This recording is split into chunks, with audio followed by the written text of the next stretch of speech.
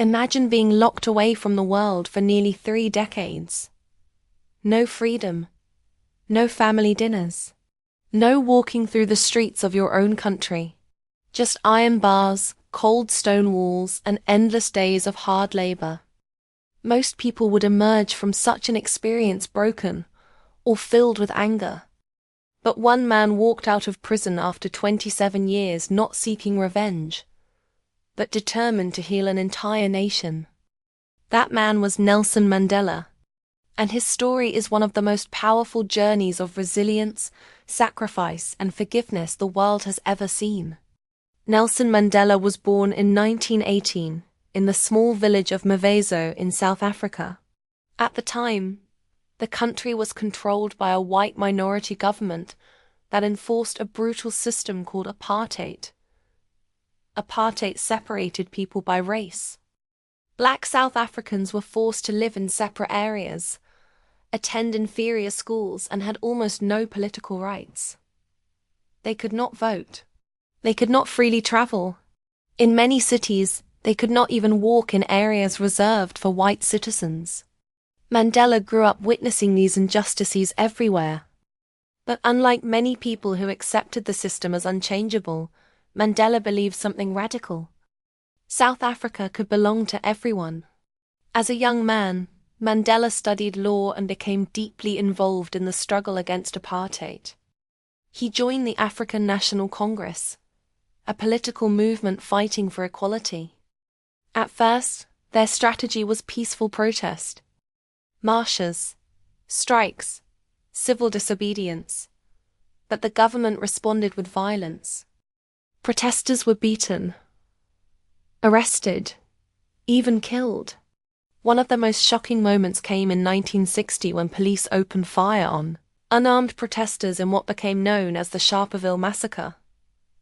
69 people were killed. After that tragedy, Mandela and other leaders came to a painful conclusion. Peaceful protest alone was not enough. Mandela helped organize a resistance movement that carried out acts of sabotage against government facilities. The goal was not to harm people, but to send a message that apartheid would not last forever. In 1962, Mandela was arrested. 2 years later, he stood trial in what became known as the Rivonia trial. The government accused him of sabotage and plotting to overthrow the state. The charges carried the death penalty. During the trial, Mandela delivered a speech that would echo through history. He said, "I have fought against white domination, and I have fought against black domination. I have cherished the ideal of a democratic and free society. It is an ideal for which I am prepared to die." The courtroom fell silent. Instead of executing him, the court sentenced Mandela to life imprisonment. He was sent to one of the most notorious prisons in the world. Mandela was transported to Robben Island, a prison located on a small island off the coast of Cape Town. There, prisoners endured extremely harsh conditions. Mandela slept on a thin mat on the floor of a tiny cell. There was no bed. Every day, he and other prisoners were forced to work in a limestone quarry under the blazing sun. The work was exhausting. The white glare of the stone damaged Mandela's eyes so badly that he would struggle with his vision for the rest of his life. Prisoners were given very little food. Letters from family were limited and heavily censored. Visits were allowed only twice a year. Mandela watched as years passed by. Birthdays missed. Family milestones gone. His children grew up without him. Yet something remarkable happened inside those prison walls. Instead of allowing prison to destroy him, Mandela used it to strengthen his mind. He and the other political prisoners began secretly teaching one another. They studied history, politics, economics, and law. Debates were held in the prison yard. Ideas were exchanged and sharpened. Some prisoners later joked that Robben Island became the University of Mandela. Even the guards began to notice something unusual. Mandela treated them with dignity. He spoke calmly. listened carefully, showed respect, even to those who oppressed him. Slowly, some guards began to respect him in return. As Mandela remained behind bars, the outside world was changing.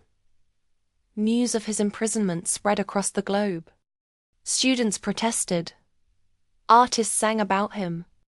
Governments placed economic sanctions on South Africa. The phrase, "Free Nelson Mandela," became an international rallying cry. Mandela became a symbol of resistance, even though many young activists had never seen his face. For years, the South African government tried to silence his name. But the opposite happened. His legend only grew stronger. Finally, in 1990, something extraordinary happened. The South African government realized apartheid could not survive much longer. President F.W. de Klerk made a historic decision. Nelson Mandela would be released. On February 11, 1990, the prison gates opened. After 27 years, Mandela walked out as a free man. Millions of people around the world watched the moment on television. He raised his fist in the air, a symbol of victory and hope. But what he said next surprised everyone. Many expected Mandela to call for revenge. After all, he had lost nearly 3 decades of his life. But instead, Mandela called for peace.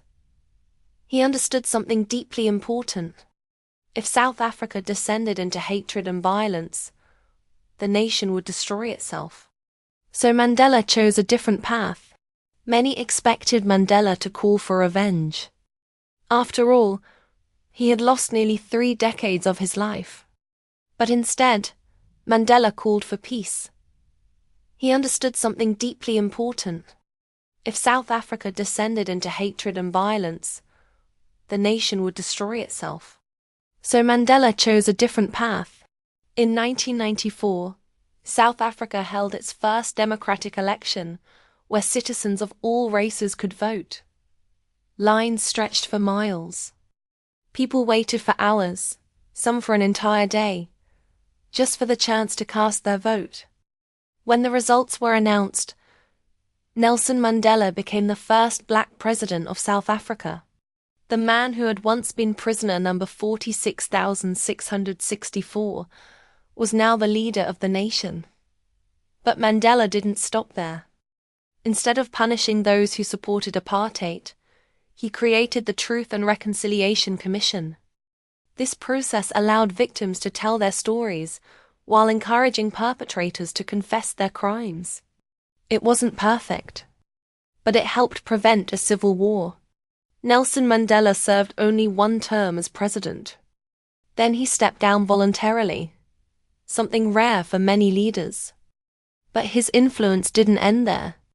He became a global symbol of courage, humility, and forgiveness.